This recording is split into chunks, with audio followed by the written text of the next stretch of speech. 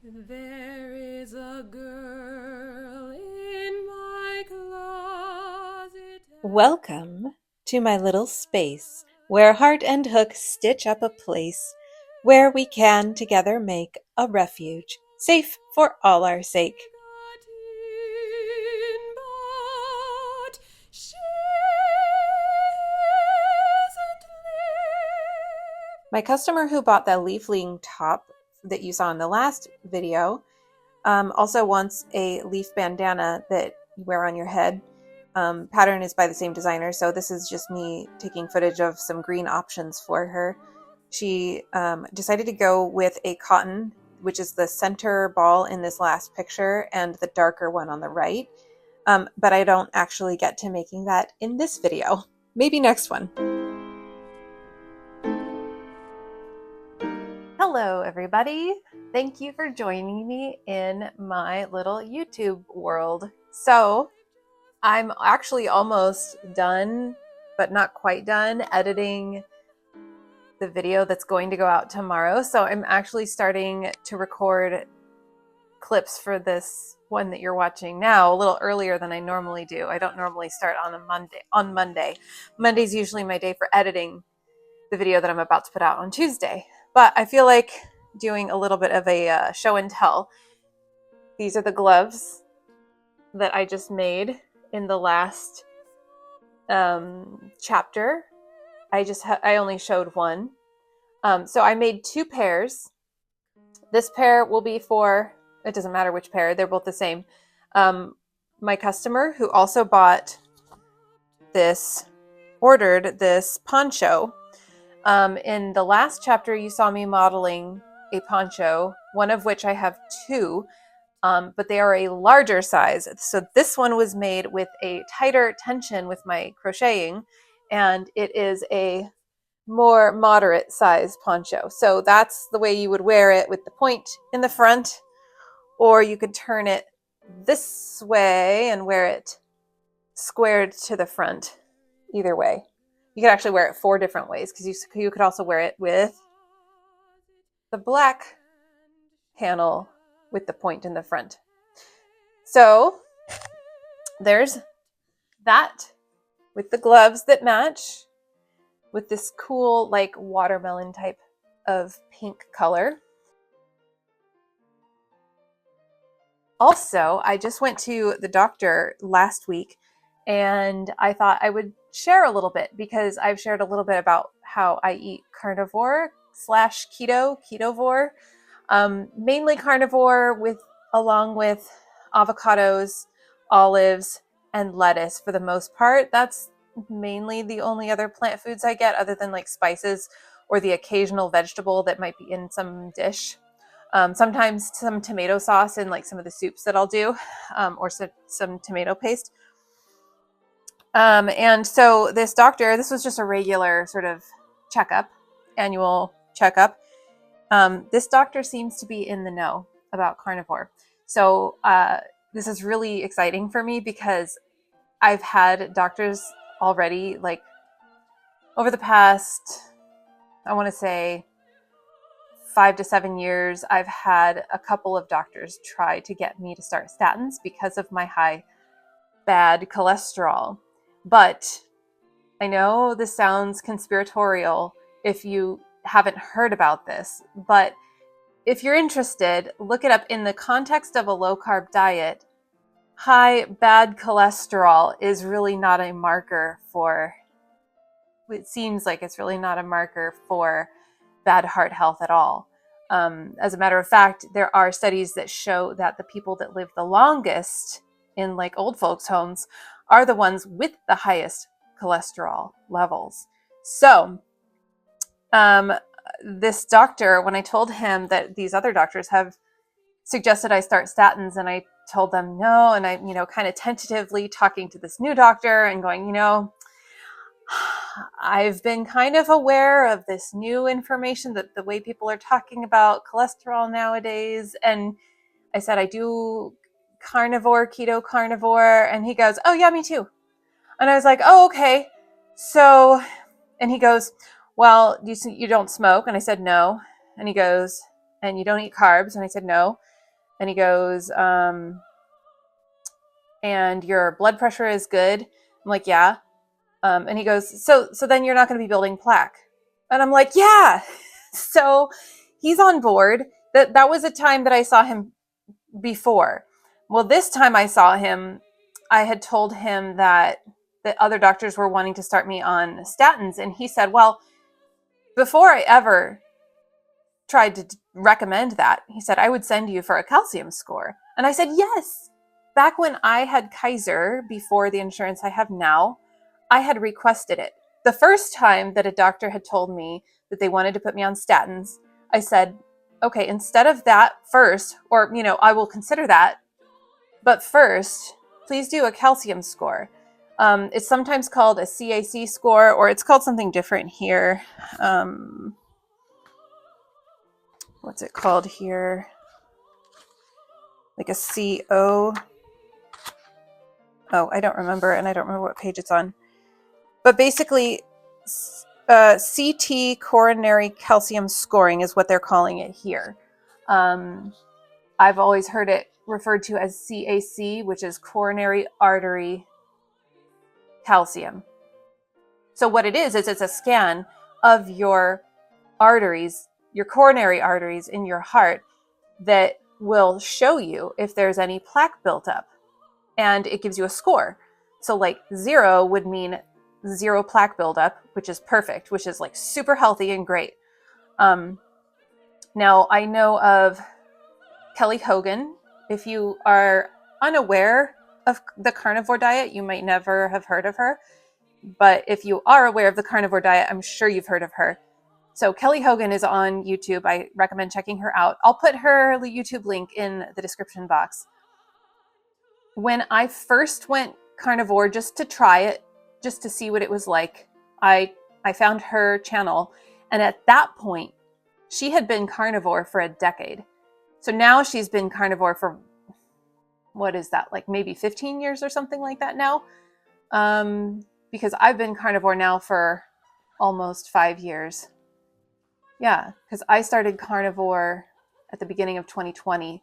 But like I said, I'm kind of ketovore. I include some plants, but not very many.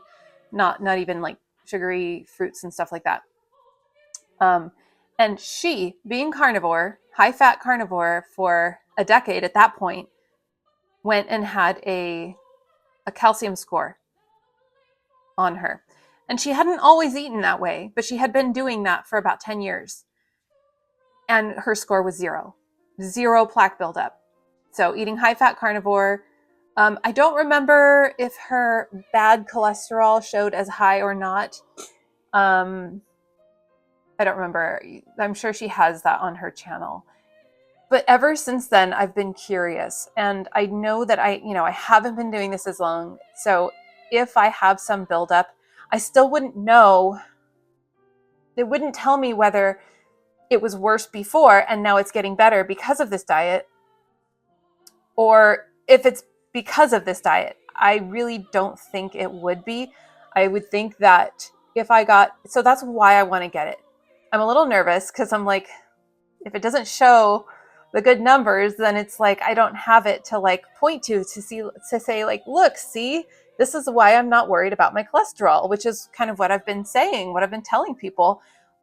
But it's like, I don't have the proof for myself yet. So I'm a little nervous because I want the proof, but I also, if it's not a good score, I want to know that. But also, if it's not a good score, that's a good thing to have, and then see if it does improve over time eating this way.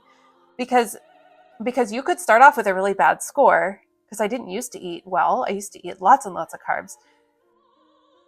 And I used to be heavier, higher triglycerides and all of that.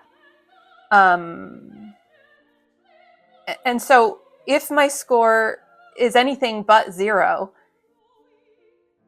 there's no telling. Like, it could have been 10 before and maybe now it's 3. So, I mean, I just don't know that. I won't be able to know that. But so this doctor has put in for me to go get that scan at some point. I'm not sure when that's going to happen, but I will report back to you when it does. And in the meantime, I'm going to go get some blood drawn this week on Thursday. And he's going to test not just, so my previous doctor had only tested my lipids because of what I said about how I eat. She didn't even test like the other things like A1C, glucose, because she figured it wouldn't be an issue for me, I suppose. But it's like, let's run all the tests. Let's run it all. Because I had been dealing with some, what I assumed was hair loss because my hair seemed to be thinning, and it seems to be getting better now. And I told him that I attributed that to thinking that when I had gone carnivore, I switched off of regular table salt, iodized table salt, and started using solely like Redmond's real salt or other like ancient sea salts that don't have the iodine in them. But I didn't take care to start supplementing iodine. So I think that my iodine got low, and I think that's why I had some hair loss. It's possible also the PTSD at that point in my life also may have triggered it. So I'm not sure exactly. It may be a confluence of factors. But it does seem to be growing back. I seem to have a lot of like these baby wispies. And there's some good length there now. So I think it's been a good solid several months that it's been maybe regrowing some hair that wasn't there, that had like the hair follicles had like shut down or something. Because I switched back to using regular table salt rather than trying to incorporate an expensive iodine supplement. I'm like, I'm just going to switch back to regular table salt. And I did that like, I think like a year and a half or so ago. So that seems to line up with my hair coming back. What I think is my hair coming back. It's hard to tell these things, unless you have to have like a good span of time to be able to tell these things.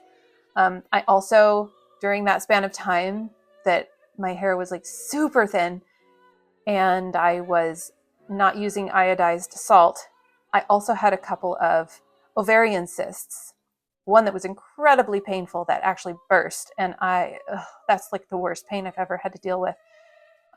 Probably should have gone to the ER. You should probably go to the ER if that happens to you. But I didn't. I just weathered the storm for a couple hours in bed, and it was awful. But I haven't had cysts, I think, since.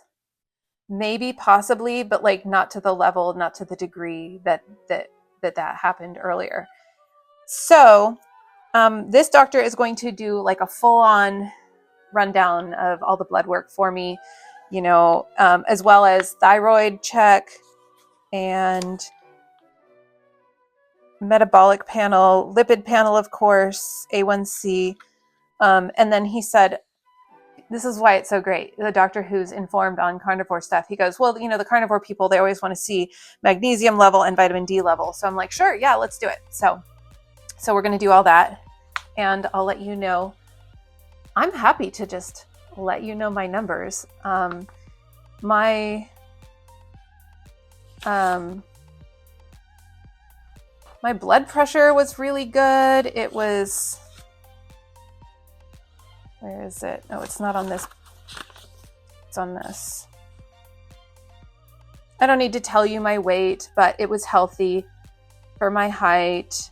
And my blood pressure was 109/74, which is excellent. And so, yeah, the only thing that doctors freak out about me is the LDL cholesterol. So I think that's the right one that I'm saying, the bad one. And as you can see, I always use quotation marks, air quotes, for bad cholesterol, because when you're eating keto, carnivore, your main fuel source is fat.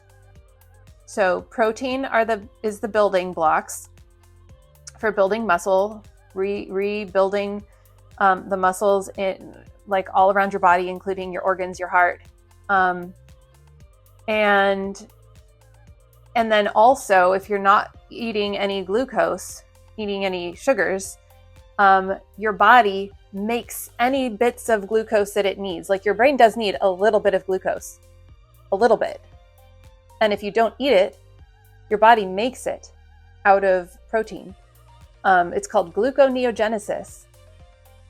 And so you don't actually need glucose to survive. You don't need to eat carbs to survive. Your body will make the little bits of glucose that it needs. And then if your body is running on fat for fuel, how does the fat get moved around your body? It gets moved around your body by little boats that carry it around your body for fuel, or carry it to fat cells for storage. And those little boats that move the fat around your body that is being used for fuel, those little boats that carry the fat with them are called cholesterol. So if you are eating a ketogenic diet or a carnivore diet, carnivore in a way that is ketogenic, not just like pounding the protein without the fat, then you are utilizing fat as a fuel source, and you're going to have more of the cholesterol moving the fat around your body for energy and for storage. So your cholesterol is just going to read higher. And it only starts, from what I've learned, it only starts to collect in your arteries as plaque when it's trying to patch up something to repair. So it's like it goes to try to repair damage from having like high inflammation. So if you have a low inflammatory diet, it's not going to do that. And based on the way you eat, if you have high, like chronically high inflammation in your body, the kind of cholesterol that's moving through your bloodstream is different. It's like stickier and denser. So it does coagulate and it collects. And then it also tries to act as a band-aid and patch up damaged areas within your body, which becomes the plaque buildup. So to say that cholesterol causes heart disease, I love this analogy. It's like going up to a burning building and seeing that firefighters are inside that building that's on fire and going, "Oh my God, I found another burning building with firefighters inside of it. That must be what's causing the fires, because every burning building I find has firefighters inside of it." When no, maybe you have a burning building, and just because the cholesterol is coming in to try to fix the problem and ends up causing, in this analogy, it's not perfect, it ends up causing more of a problem, but because it blocks the passage of blood. But just because you find that there doesn't mean that was the cause of the problem. The cause of the problem is high inflammation. So anyway, that's enough about that. I'm not an expert, so I really shouldn't be teaching this, but and correct me if I'm wrong on any of that. So I'm really a layperson who has tried to glean knowledge about all of this stuff. So if you're interested, check it out. I'll put another link down there about some of the cholesterol myth information. And that's enough about that. So moving on, I got started on another Nana finally, because now it is Monday and I have another Nana due on Wednesday. So I've got 2 legs done. This is going to be Nana Kathy, named after my aunt, my mom's sister. She's amazing. She's a multi-national champion on Arabian horses in the US, multiple years. And I really don't know what all that entails, but she's amazing. She's a rock star cowgirl type woman. She boards horses and she teaches riding lessons and she trains horses. And so anyway, I'm going to be timing myself also this week. So I made this leg last night, so I didn't time myself on this one. But I thought that I would set a stopwatch every day this week, starting today, Monday. Now, I'm not going to get as much crochet done today because today was my editing day for last Tuesday's video. But I did clock in, I think, somewhere around 50 minutes for this leg. So I will finish my editing of my video that I need to post tomorrow. And then I will clock back into my crocheting and keep working on this tonight. I sold a flying spaghetti monster that's already made, so I moved it over there to be ready to ship. I also sold a one of my little Rocky the Sawwhet owl from the Rockefeller Christmas tree that was rescued that one year. It's 2020 or 2022, something like that. So I need to make that. It's a little project, so I can make that maybe tonight. Probably not. I want to make this Nana first. Nana, then that, probably tomorrow. And my customer who bought the leafling top is also about to purchase, I believe, a leaf-shaped like bandana head covering that the same gal who wrote the pattern for the leafling top, Cozy Fairy Craft, also made this pattern for this little leaf bandana. So I do have stuff to make. I still have on the back burner a peach, one of those Flower of Life shrugs, and I still have on the back burner making some of this yarn scrap yarns. So I need to get to work. I'll check back in later. I just wanted to show off how cute my customer is in these pictures she sent me in her leafling top.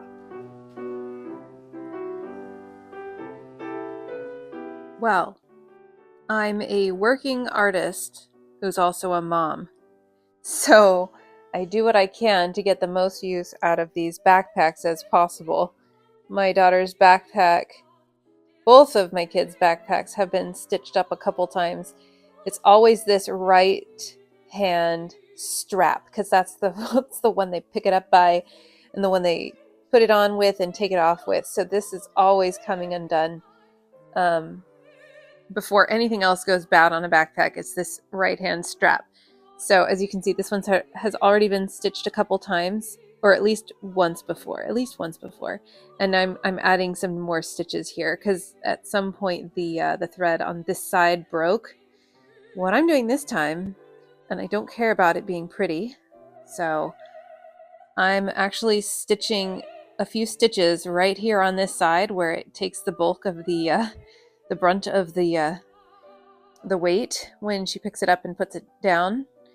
And I'm stitching a few stitches and then tying it off, and then stitching a few stitches anew and tying it off.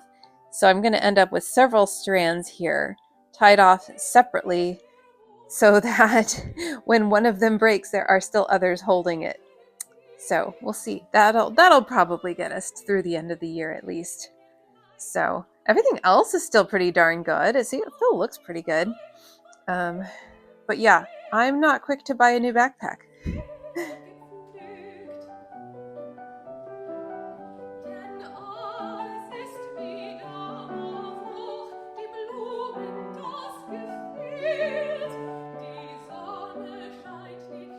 Hello, it is now Tuesday. So I was able to clock in a bit over 3 hours yesterday of crochet time for Monday. So we'll see how many hours I get to by the end of tonight for Tuesday, because I think we are almost at 4 hours. And it is now evening time, as you can see by the dark outside. I am this far with my Nana. So she just needs her breasts and some extra detailing. And so since this is my Aunt Kathy's inspired doll, I was thinking of giving her maybe definitely some stars and maybe even a horseshoe in there, since she's an expert with horses. And I just dropped my yarn, but that's okay. So this is one breast getting started here. So I really only have a little bit more to do on that to finish her. And then I got a sale for my Rocky Owl. I already told you that. And so I grabbed some yarns for that. And these, this is my largest size safety eyes. These yellow eyes are perfect. And right before I started recording this, I got a sale for an eyeball hat. So I have that to make too. But with the Rocky Owl, I'm going to have to go shopping for the orange yarn for the sweater, like the cuff that they put the owl in, because the only orange I have right now is like brighter than what I have pictured in my listing, and I think I'd like to get something that matches a little closer. So I've run out of that brand. I don't know if I'll be able to find that exact same brand again, but I'll go looking tomorrow. But for at least tonight, I can make the body of the owl, but really the body is just a ball with a face on it, and then I put the sweater material around it. So that's my goal for tonight. I'll clock back in and see how that goes. I'm just really pleased with myself. If you've been watching my channel here for a little while, say hi in the comments. I know I'm seeing some views, so I know some of you are watching, and I'd love to hear from you. Any feedback, if you're enjoying it. I do feel like I'm a little bit, kind of hitting my style, getting in the swing of things, and making these has become a little bit second nature for me, recording a bit here and there as I go. So yeah, I'm gonna work on that tonight. I do need to get up tomorrow and photograph that poncho finally. And then maybe I'll take a trip to the post office tomorrow also, and I can take the poncho and gloves and the flying spaghetti monster, but I'm gonna need to wait until I get that proper orange yarn for Rocky. These spider web designs are by Star Lily Creations. I made these in the end of last week's video in case you missed that. Here it is squared to the front, and this pattern for the poncho is, I think, available in written format probably by this day that you're watching this video. Here I am modeling it with the point at the front, and both tutorials for this and the gloves are on her Patreon. Here is my latest Nana Kathy. She's got a horseshoe on her belly and some stars. And of course, here's the self-indulgent extra photo shoot just because I'm shipping these items. Pretty soon I'm going to have no choice but to have to make more of these flying spaghetti monster tree toppers, because I think I'm down to only 4.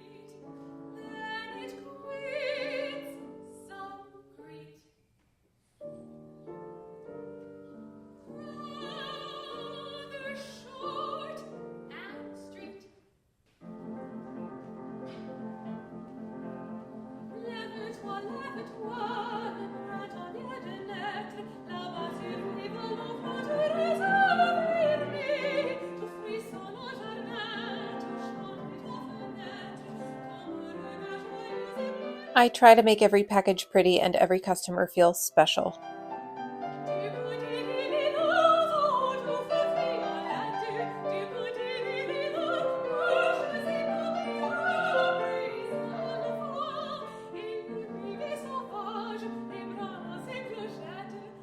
Yesterday I finished Nana Kathy, and I photographed her this morning, as you've already seen.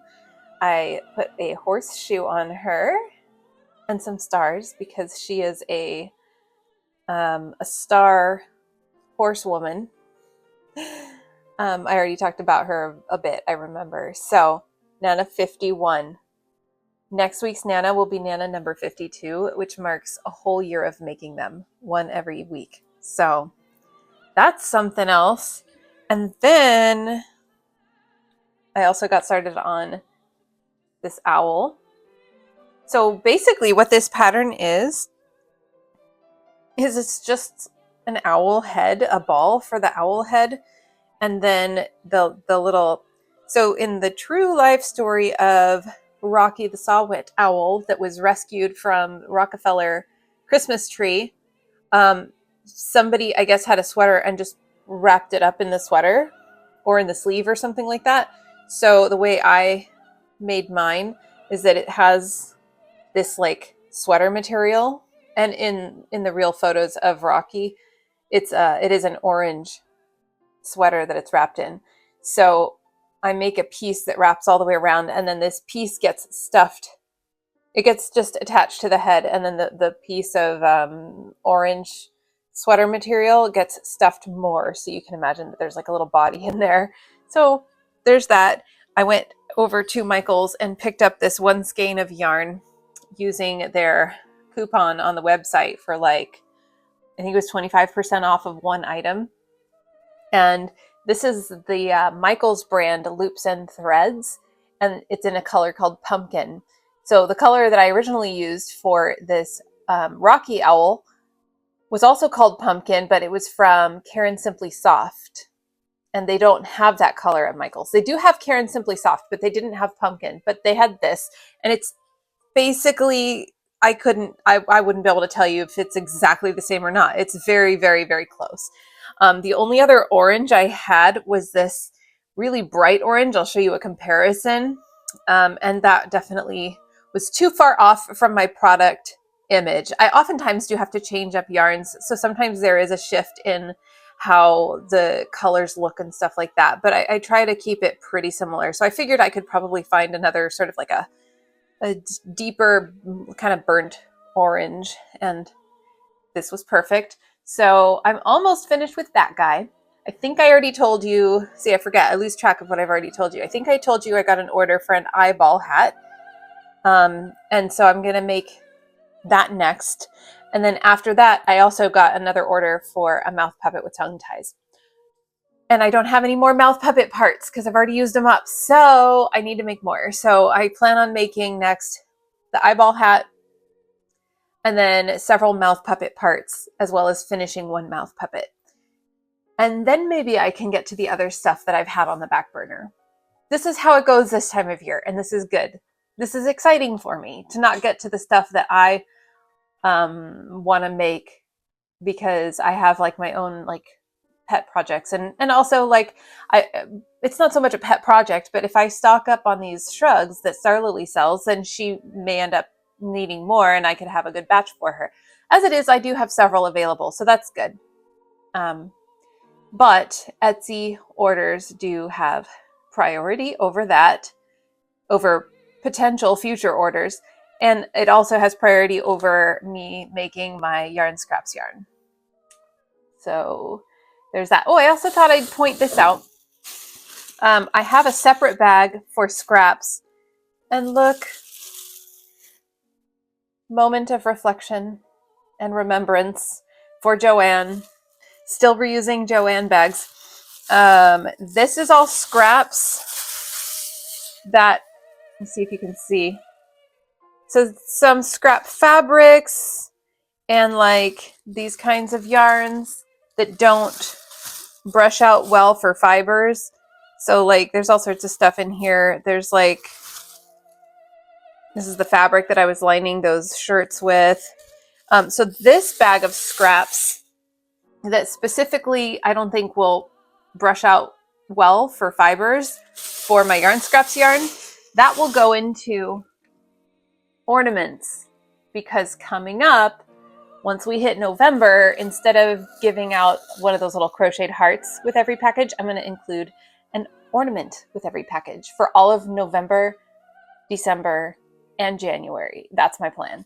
So also, this gives me a chance to say, hey, look, no waste or low waste crafting, because all of my scraps get used, either to be made into more yarn, or if it can't be made into more yarn, it's going to be stuffed into an ornament and it will be decoration. So I love it. What are you doing to repurpose materials? If you're a crafter, just let me know in the comments. Well, hello, happy Thursday.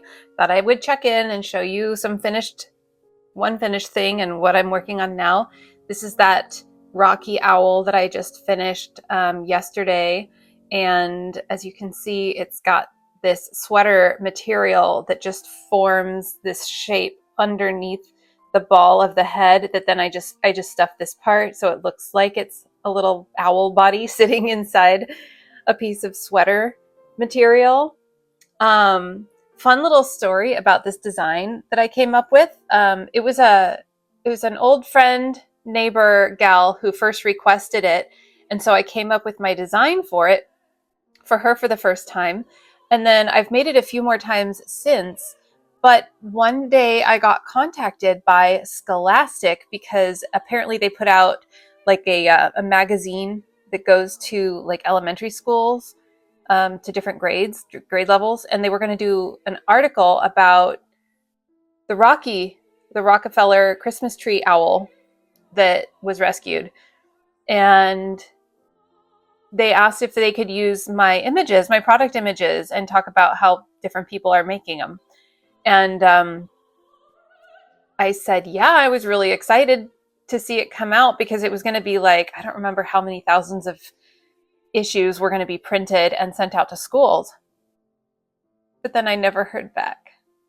So I assume that either never happened or they just never used my guy.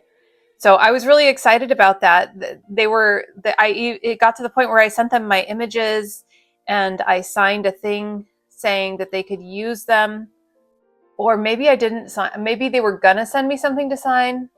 I don't remember how far it got, but then I never heard back. And I reached out again at some point and I was like, is this ever gonna happen? Did it ever happen? And I never heard back. So sometimes there are exciting moments in my business where it seems like something big is going to happen and then nothing happens. So,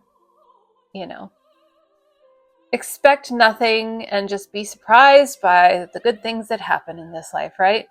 So there's that. He's so cute. And then last night I started whipping up. I'm saving you from the dog barking right now. I have this big slouchy hat it's intended for a man who has a head that is 2 inches bigger in circumference than mine, so it won't be quite so big on him, but it's meant to be slouchy. Oh, and then this is the eyeball part that will go on the front eyeball hat, and then on the back I have red to stitch a bunch of like veiny type things that will be dangling down. So yeah, there's that, almost finished. It just takes a bit of time to do the embroidery of the veins. Stitching this on will go really quick. Then next on the docket is mouth puppet parts. And then really what I want to do is do some spinning in this video. So I'm going to do some brushing out of yarn scraps and do some spinning. So I think I can get to that tonight, probably. I'd love to get to that tonight and just force myself to get some spinning in there in between other things that I'm working on, that I'm making, because I want to. So yesterday I only got in like 4 hours of crochet time, which is fine. A lot of my time is just spent,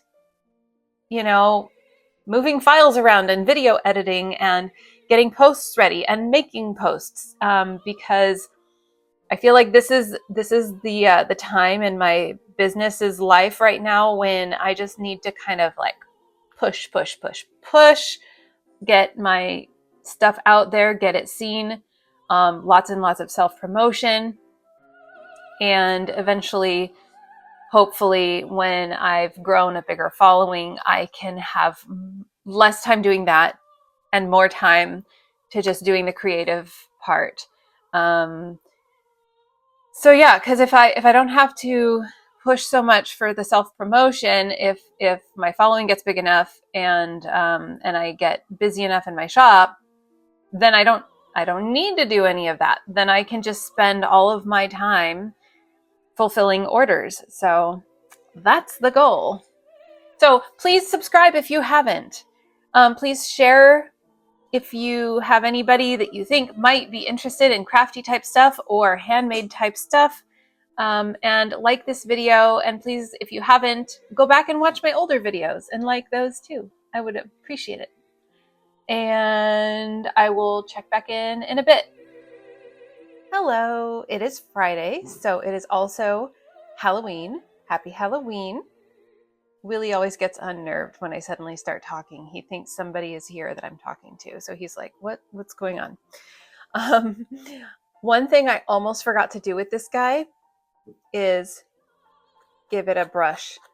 So this is just a super, super cheap pet brush, which is basically the same thing as this that I use for brushing out the yarn scraps.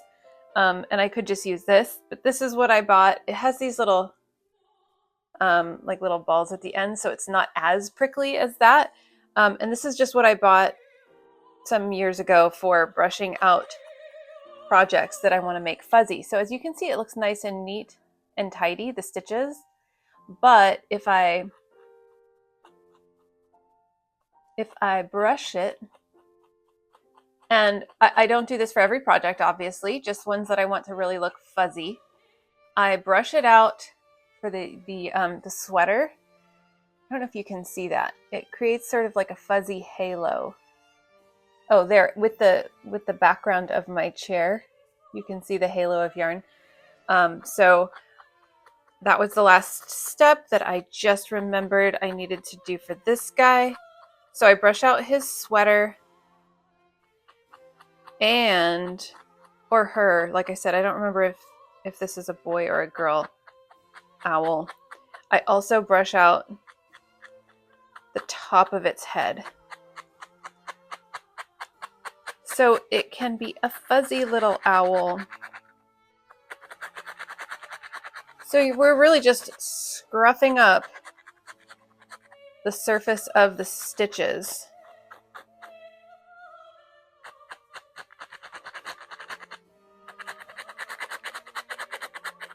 I'm trying to do this carefully so as not to snag any of the yarns that are used right now as embroidery. I don't want to actually pull up a snag on that.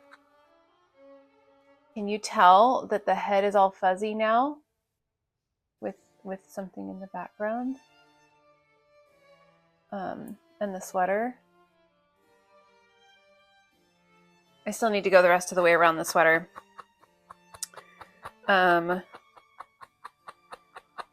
yeah, you can do this as much or as little as you want. I'll do this for stuffed animals that I want them to look fluffy, fuzzy.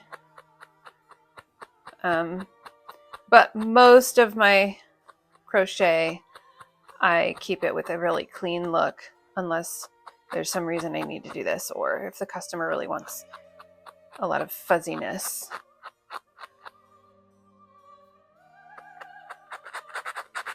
Really get the top of its head. There.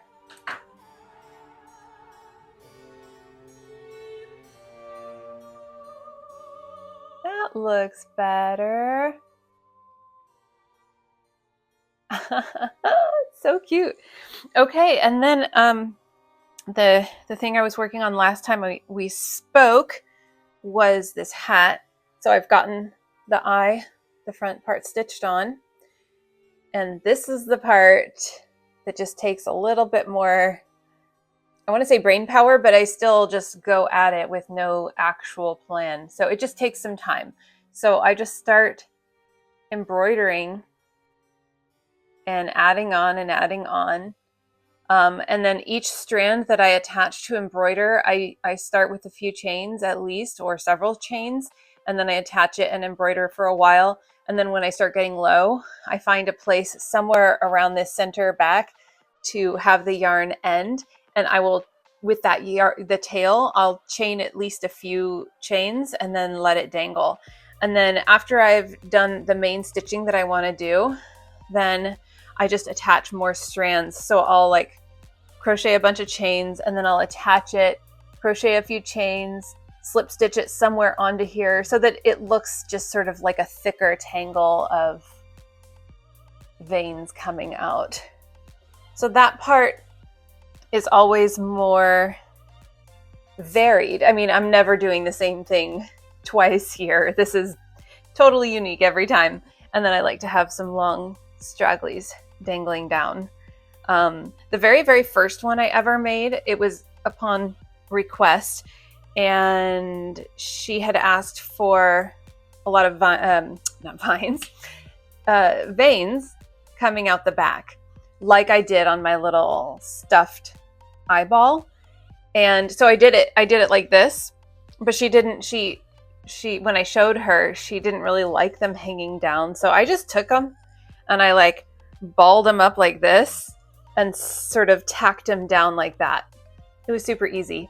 So she liked that better, but this is the way I advertise it. So unless you want it different, I mean, you can always request something slightly different or way different than what I have pictured. So there's that.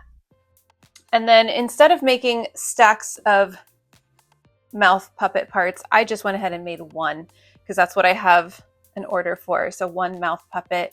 This person also did not let me know button color. So I just picked at random and we've got that color.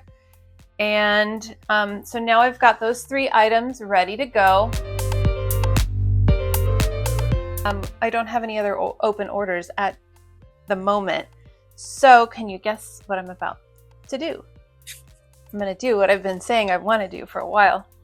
So I've got my towel here, and then I've got my spiky board here, and I've got my bag of scraps here. So I'm going to start brushing out scraps, and my plan is to make a skein, 1 whole spindle's worth. And now what I'm going to do is I've already been crocheting for, I think, 39 minutes today. Yesterday, I don't remember how long I crocheted, but I'll give you the totals for sure at the end of the video. But I'm keeping track of how much time I'm spending crocheting every day. And by the way, when I say crocheting, I'm including like stitching, weaving in ends, like if I need to roll up a ball of yarn, all that is encompassed in creating an item, stuffing it, sewing things together. I'm including that in the time of the crochet time. But I did stop my stopwatch for starting it anew. So I did take note that I crocheted already today for 39 minutes. And I'm going to time myself for how long I spend doing the spinning. So at the end of this week, Sunday will be the last day that I keep track because I started keeping track on Monday. So by the end of Sunday or Monday morning, I'll do the calculations for how much time I spent crocheting and how much time I spent spinning. So my plan is to make 1 full skein, which means however much yarn fluff I can get spun onto the spindle, spinning it and filling up my spindle pretty full, with still hopefully leaving enough room to take it off the spindle and then ply it with thread and still get it onto the spindle. So that's what I'll do for 1 new skein of yarn, and I'll maybe finish it and then go ahead and crochet it into my blanket project. So let's do some time lapse maybe.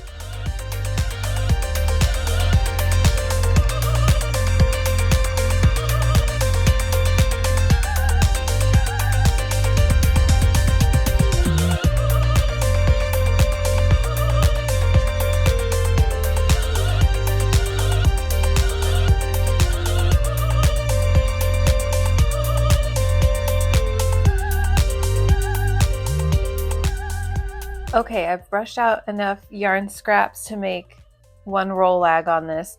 One thing to look out for, you see this tiny little tine? At least with my board, probably because it's not super high quality, or maybe this happens with all of them, I don't know. This is the only one I've ever had. With doing this, every time I do it, I lose some of these little spiky tines at the bottom here. So there's like definitely a couple rows, almost entirely a couple rows of them missing. So that's another reason that having a towel here helps, is to catch those so they don't just end up on the floor, because they're like little metal splinters, you know? So now so what I've done is, as I pull from my scraps, I peek in there, and oftentimes there's like a clump that's all from like one section of a project or one project. So this right here is pinks from mostly pinks, a little bit of white and gray from the mouth puppet that I just made. So this is like from the tongue and the tongue ties that I did, and the lips, just making the whole thing. And then this one has a lot of orange in it. So this is from the owl, and some browns from the owl that I just made. Since I'm pulling from the top of my scraps bag, I'm just getting like from the last project's work done. So it's kind of fun to see. This one, what were those from? I'm not even sure. We've got some blue and purple. Oh, from some of the shrugs that I made recently. Oh, and a lot of this pink in here, pink and black and gray, is from the ponchos that I was just making, the Star Lily spiderweb ponchos. So all of those project scraps are going to go into this one roll lag right now, which I think is kind of fun. You know, I recognize, oh, these are the colors that I just used for X project. So now I'm going to lay them on the board here. I'll do another time lapse for that so you can see how I do that. Okay, this is future Aileen popping in a little bit earlier in the video to introduce another new track that my friend Michael Edminster, who produces music as Olympia Trout Patrol, that he did using more samples of my singing and a flute player who played with me, and the piano player for my senior recital in college. It's the same song that he sampled for Spooktober, and now he's made this new song, and I wanted to share it with you over the course of these next few video clips. So put on some headphones, pause and put on some headphones, because it's worth it, because it's in stereo. And go give him a follow. He does really cool music, and it's really, really cool for me that he's doing this music so that I can have some unique, cool sounding music to intersperse with my very straight-laced classical singing. So please enjoy.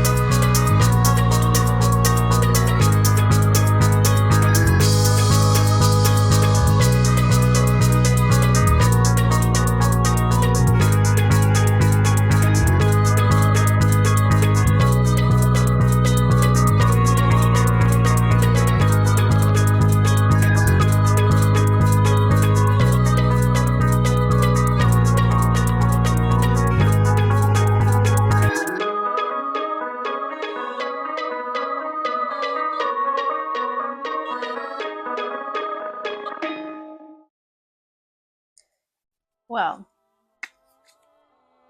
hello, happy Saturday, day after Halloween. So, last night, after the kids were done with their trick-or-treating, we watched The Haunting, the old movie from the 60s. And recently, my mom and I watched, for her, it was for the first time. For me, it was a rewatch, but I had forgotten a lot about it. The Haunting of Hill House on Netflix. And I want to say it is such a cool experience going back and watching the old original movie. They are both based mostly on the book called The Haunting of Hill House, which I haven't read. And I had seen the old movie The Haunting at least a couple times when I was a kid and a young adult, probably. But most of it was kind of lost to history to me. I didn't really remember much. So with the new Netflix series, well, new, it's already several years old, but with that Netflix series fresh in my mind, it was so cool watching the old original movie because there's so much.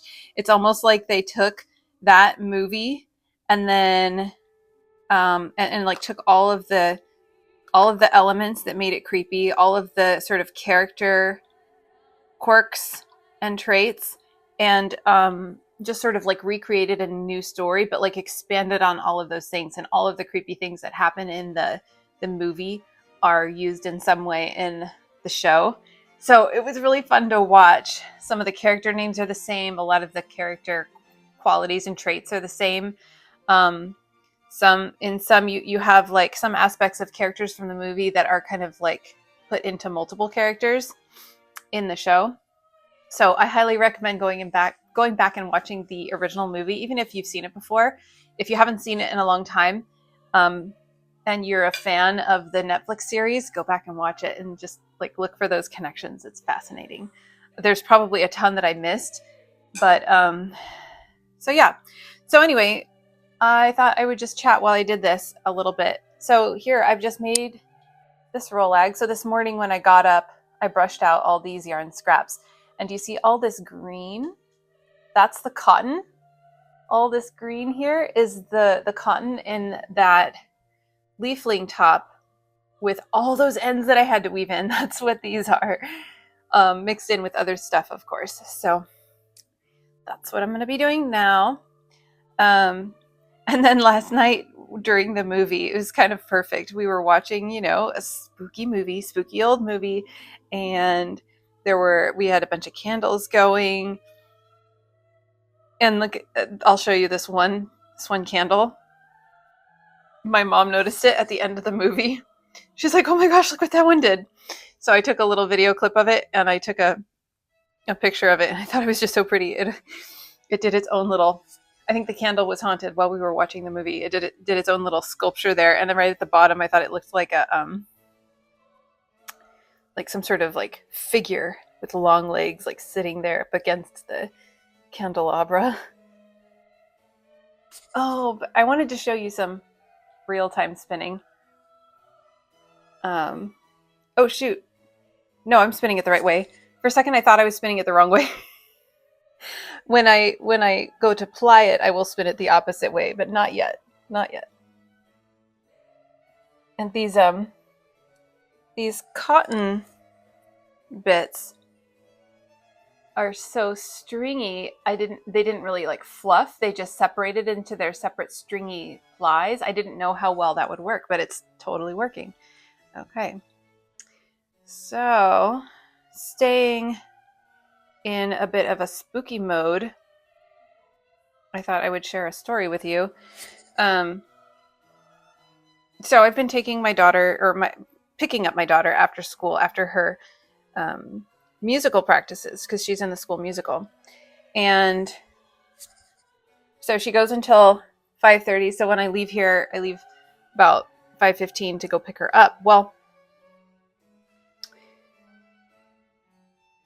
2 Wednesdays ago, I went to pick her up, And this there's this one stretch of like 2-lane road, country road, that is kind of dangerous. A lot of people get into accidents on this road. A lot of people pass unsafely, that kind of thing, you know. So they've recently been putting in some like traffic lights and trying to make some changes. One of those changes is they're working on expanding it to make it like 2 lanes on each side. I think, at least in parts of it. I have yet to see what that's going to end up looking like. But on my way back from picking her up, 2 Wednesdays ago, there clearly had been an accident on that road as we were coming back up ahead of us. Like the cars were stopped. They never get stopped there. And there was a long line of cars. And then eventually we saw cars in the line ahead of us starting to turn around and go back to figure out a different way to go where they're going. And so we did the same. And, you know, we did have some emergency vehicles with their lights flashing and sirens on passing us. So we knew there was something that happened. So we did a turnaround as well. And we did sort of a long scenic detour to get back home, to go around the area. And then I was realizing, you know, that accident happened like somewhere between like 5:20 and 5:40, because those are the times that I would have been like out of that area. From the time I left that area to the time I got back to that area was somewhere around 5:30. So I had just driven through right before it happened, and I came back upon the area right after it happened. And it was kind of freaky, right? Well, then this past Wednesday, the exact same thing happened. Exactly the same thing at exactly the same time. Somewhere between 5:20 and 5:40 was, you know, because I didn't clock it exactly when I was going through that area. It's just sort of my best guess based on when I left home and when I left the school to come back home. So it's spooky. I'm just going to be very, very careful. Every time I drive on that road, I'm just going to expect that anything could happen. It was even at the same place. It was very close to a new traffic light that they put in. So my daughter coined it the 5:30 curse, because it happened and the other weird thing is that it happened on 2 different Wednesdays in a row. Okay, this feels slightly delicate. I don't know if it's going to separate. No, it didn't. Okay, it's good.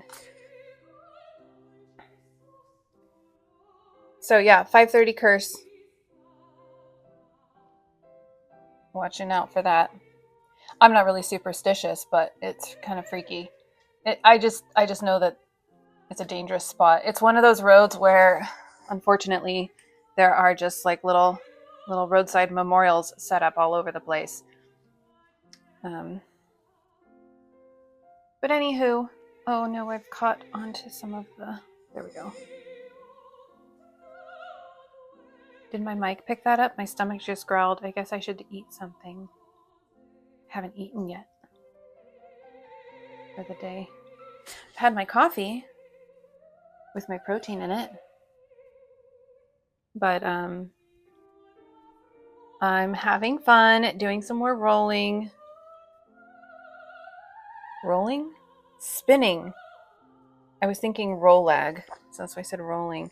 Although the roll lag is wanting to kind of fall apart a little bit as I spin. This makes me happy. But I will let you go so that you don't have to sit here and watch me as I do this for like an hour. No, this won't take me an hour to go through, but so there's what the yarn is looking like. Look how pretty that is. This is definitely a fatter chunk of the yarn right there. Okay. One more spin.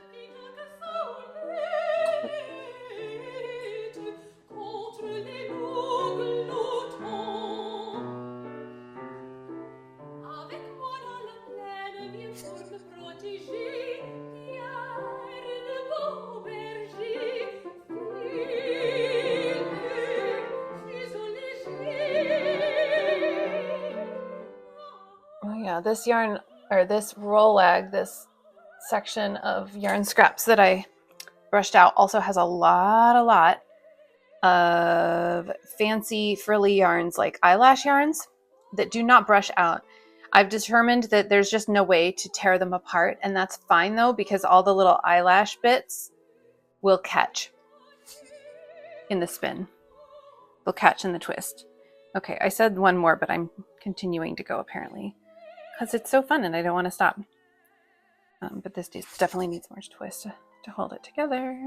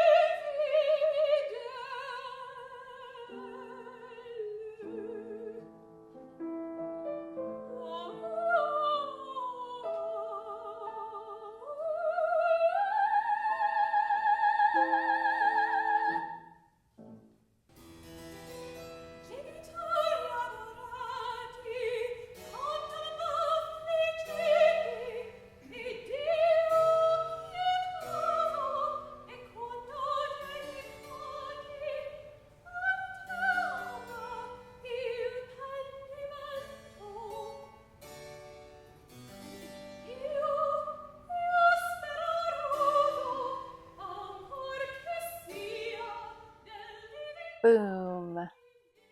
I will do at least one more batch like that onto here. So that was 2 batches of what I thought I could get onto the board as a roll lag. I can do at least one more, maybe 2. But look how pretty. So I did get some more crochet in yesterday as well, because we watched a movie and I didn't want to take my spinning stuff out there, so I'll go grab that. So there are 2 more mouth puppets worth of these pockets and lips that need to be stitched on. So this is my working while I was sitting by the door, making sure if there was going to be a single trick-or-treater, I was going to not miss them. So I was working on this out there. And then during the movie time, we've been in this house for 5 Halloweens now, and we've only had 1 trick-or-treater in the first year we lived here in 2021. So we always have candy, just in case. But yeah. Oh well, some neighborhoods are just like that, and our neighborhood is one of them. So I'm gonna jump on into brushing out more scraps, spinning them onto my spindle. I'll show you what that looks like when I get another load onto there, and then I'll ply it. And I'll probably do some more like little mindless work on some mouth puppet parts at some point when I go watch a show with my mom. We're watching through The Watcher now, which is based on a true story. Totally creepy. Doesn't seem like seems like they really took liberties with this one, but it's fun. So I like to have like sort of mindless crochet stuff to do while I'm working on that. I mean, the spinning is mindless too, but I don't want to be doing all the brushing of the yarn scraps during a show that other people are watching too, because it's noisy. So yeah, I have a good number, like 1, 2, 3, 4, I think 4 items to ship out. Probably on Monday. I'll ship on Monday.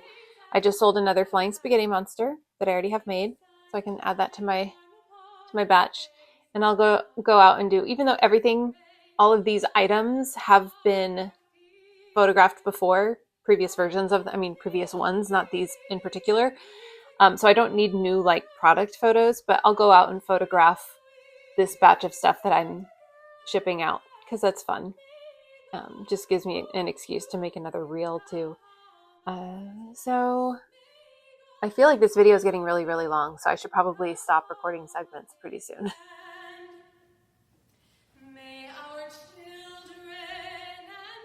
This third spin happens to be the most beautiful spin of them all. As you can see, it's super colorful. This one is the one that has a lot of frilly yarns in it. And this section of the yarn is just so pretty. This last section of yarn that we're seeing here on the outside of the spindle is also really pretty. It has a lot more browns though, definitely. So little pops of color mostly is what we're seeing. And this is what we have rolled into a ball off of the spindle. So that pink you see on the outside is what we started with at the very beginning of our spin. All right, look it, my spindle is empty and ready to ply. This is all the yarn I made just now. I did 4 batches of what you saw me recording that first time of brushing out the yarn scraps and putting them on the board and getting a roll ag off of there. So it was 4, in my opinion, kind of large, full roll ags, and it filled up the spindle pretty full. So once I ply it with thread, it's going to be even heavier and more loaded onto there. So I think I can still do it though. This is a pretty big ball of yarn for one spindle from what I've done so far. And I'm going to get to applying that. So I thought maybe I would do it on time lapse. So there's the ball behind me that I'm pulling from the single that I made from my yarn scraps. Isn't that so cool? Okay. And then it's never going to get old apparently for me. Here's my thread. And I have my thread sitting in a bag down here so it can bounce around while it unrolls. And I'm going to tie the 2 together to start the end. I don't know if that's an official proper way to start it or not, but that's the way I've been doing it. And let's just get this started. Let's see. It always takes me a second to kind of get the hang of what I'm doing again. So now I am going to spin it the opposite way. Okay, I've got it started.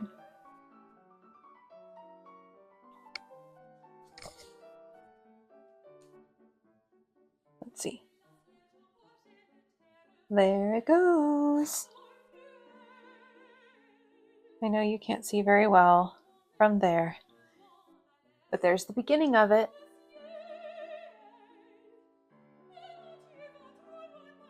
And this yarn is going to have a lot of fun color changes. So there's definitely a pink section that it's starting off with. It's all this sort of light pink first, and then it transitions to a lot of like dark black with some other jewel tones. There's a section of very pale, like grayish light stuff. There's a section of a lot of green. There's a spaghetti meatball, not spaghetti meatball, flying spaghetti monster section of yarns from those that's like all meatball colors, like the browns and the red. I shouldn't have taken this off. I took this off the hook, so I guess I'm going to start wrapping it. I could have spun a little bit more to get myself more situated here, but that's okay. All right, I'll do one more spin on regular speed video. So this will be fun to see when it's not in a ball anymore and in full skein form where you can see the chunks of the different colors in there. So let's transition over to time lapse so you guys don't have to sit here for as long as I have to sit here for.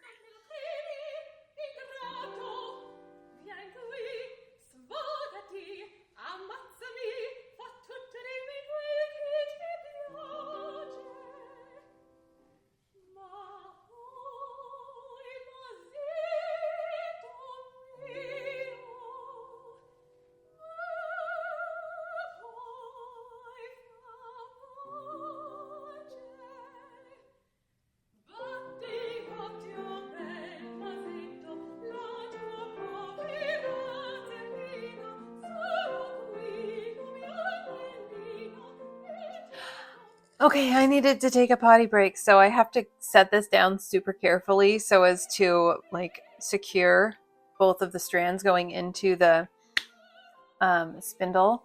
But so I'm going to go off camera now. I've got this much onto the spindle, which is, I'm thinking, less than half because there's still this much of the ball. But I'd rather entertain myself a little by watching something or listening to something on my phone instead of recording right now. And you don't need to see the whole thing every time. So I'm going to finish this tonight. I mean, it's not going to take that long, but it takes a long time.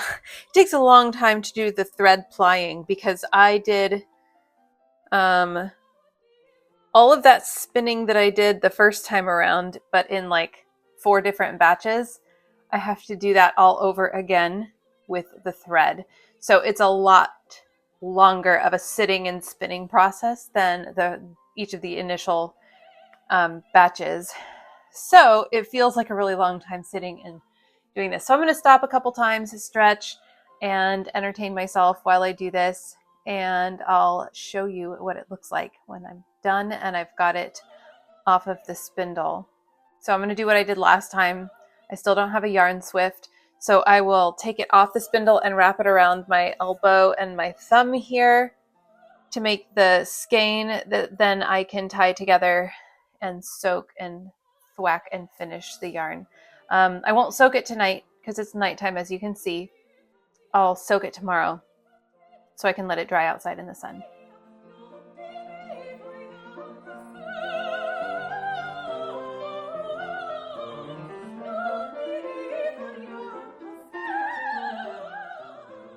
My daughter had to make a model of a plant cell with a cookie for science. So we made cookies. We did this while my yarn was soaking. She made one giant cookie as the cell model, and then we made several smaller cookies for them to just eat. It actually stayed cloudy and not very warm all day. So when I photographed this yarn, admittedly, it was still damp. But it is now, at the time of editing this, fully dry. And I've weighed it, and I did end up with 90 grams, which is a pretty good size ball of yarn. And in the moment, I thought that you couldn't really tell, but I think I can tell that it looks damp in these pictures and in this video. But that's okay. I just really wanted to get it photographed. I finished up this week of timing myself by beginning another Nana, and these are my totals for the week. So for crochet, I did a total of 31 hours and 20 minutes, and I spun for 7 hours and 30 minutes, that one skein of yarn. So this just came up in my Facebook memories, and I could have just as easily called this section Big Crochet Letdowns, because even though the movie Widows bought my dolls to use in the filming, I never found them on screen. Any excuse for another photo shoot, right? So 4 items going out today, of course. I've just moved in and don't even have a bed yet myself. How does she expect to fit one in the closet? Okay, I'm back inside from photographing the 4 items that I'm shipping out today. I need to get those packaged up and to the mail, but I'm going to finish up this video now. I think I recorded more than usual this week, so I hope you enjoy a nice long video. I may as well show you where I'm at with this Nana. So this one will mark number 52. So you'll see the completion of this in next week's video. But 52 means I've made one every week for a year now, once this one's done. And this one is going to be named after, now all of them have been named after real people, except for I think the Flying Spaghetti Monster. I think that's the only one so far. This one is going to be named after the Statue of Liberty. So what I did is I actually separated out my yarn scraps that all are in some shade of green or teal. Teal or turquoise. So because that's kind of Statue of Liberty colors. Also some like brown and yellow, because those are the colors of the base and the statue and the flame at the top. So I'll finish that later. For now, I'm going to sign out. Thank you so much for joining me. Please subscribe, please hit like, and come back next Tuesday for another week of my shenanigans in the crochet world. So, crochet hooks and colors bright, crafting wonders day and night. Join the fun, come see it through, subscribe and I'll create for you. And check it out. I took this out of my regular rotation for a long time, but this is a skirt. This is a skirt from Guatemala that I think it was my mom's forever ago, and I snagged it from her when I was a teen, and then at some point I stopped wearing it, so I grabbed it out again because I kind of wanted to start wearing it again. See you next week. P.S. Here's the first batch of free gift ornaments going out with my packages.